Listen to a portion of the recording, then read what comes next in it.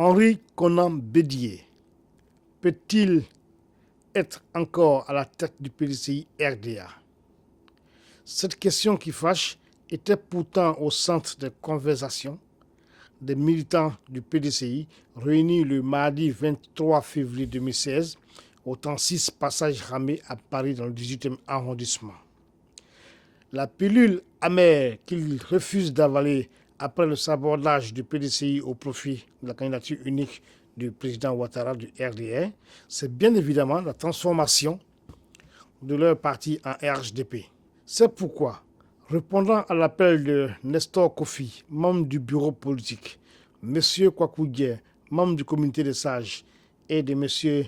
Joël Etienne Brou, et des militants qui ont fait le déplacement, que s'est penché sur le difficile équilibre de Bédié sur l'avenir de leur parti. À la fin de cette réunion de crise, pourrait-on dire, nous avons tendu notre micro aux organisateurs et à quelques militants. Nous les écoutons. Je suis Nestor Kofi, membre du PDCI RDA, membre du bureau politique du PDCI RDA. Et j'ai convoqué cette réunion à la suite de l'unification du RHDP qui n'arrange pas le PDCI RDA, qui est quand même le premier parti de Côte d'Ivoire. Ce parti qui est une valeur inestimable pour nous ne peut pas disparaître comme ça, parce que c'est une fois tué encore le président Houphouët-Boigny. Et dès lors que nous avons eu cette information, on a décidé de s'unir ici. Parce que le président Houphouët nous disait quoi? Si vous êtes unis, rien ne peut se faire dans ce pays sans vous.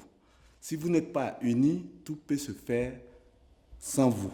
Voilà pourquoi aujourd'hui, je fais un appel pressant à tous ceux qui sont oufouettistes, qui sont disciples d'Houphouët, de faire barrage à cette forfaiture qui n'a que trop duré. Parce que le président Bédié nous a toujours pris en otage, pensant qu'il est devenu le roi du PDCI-RDA. Nous sommes tous propriétaires de ce parti-là et je félicite les cadres, les jeunes et les femmes qui ont fait barrage ainsi en Côte d'Ivoire. Je leur dis, ils n'ont qu'à espérer de rester sereins parce que le combat, nous avons pris la relève ici et on ira jusqu'au bout. Cette fois-ci, le président Bédié, nous allons convoquer un congrès extraordinaire pour régler son sort définitivement pour qu'il ne porte plus un gros coup au PDCI RDA. Nous nous sommes réunis dans le 18e arrondissement de Paris pour réfléchir sur le comportement actuel de M. Henri Konan Bédié et de ses affidés.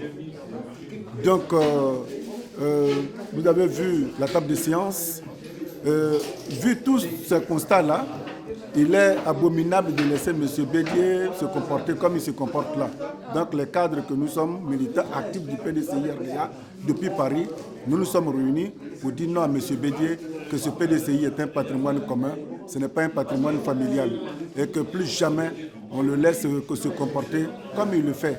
Donc à partir de ce jour, nous avons pris nos responsabilités et depuis Paris, nous lançons cet appel à tous les militants, que ce soit de la diaspora, que ce soit en Côte d'Ivoire, tous ceux qui nous regardent, dites-vous que tous les agissements de Bédié ont eu un écho et nous avons pris nos responsabilités. Désormais, au sein du PDCI-RDA, nous sommes là pour dire non et le PDCI ne mourra pas. Je suis M. Charles Vabé, je suis le directeur général du journal Afrique Jeune 24. Je suis un militant du PDCI et je ne suis pas d'accord, bien sûr, avec une décision de Bédié. Nous remarquons que Bédié n'a plus la tête sur les épaules et les pieds sur terre. Bédié, en fin de compte, a décidé de gérer le parti comme il gère peut-être sa petite famille. Et franchement, il prend des décisions qui ne concernent même pas le PDCI. Il prend des décisions qui le concernent. Raison pour laquelle nous avons décidé de prendre nos responsabilités. Nestor Kofi, qui est membre du bureau politique, et surtout Joël Etienne et nombreux militants des premières heures, en fin de compte, ont décidé de prendre les responsabilités. Kofi Ngoran Alexandre, ce que nous venons de faire ce soir est un travail très important. C'est pour faire survivre notre parti et faire vivre encore le président Houphouët. Donc, les frères qui ont initié cette rencontre, on les soutient et on veut que le PDCI survive. Je suis Kwapoudien, je suis membre, l'unique membre du comité des sages en France ici. Et effectivement, je pense que cette dissolution, cette disparition du PDCI RDA, ce patrimoine que le père fondateur nous a laissé, il n'a pas laissé ce patrimoine seulement aux militants du PDCI, il l'a laissé à tous les Ivoiriens.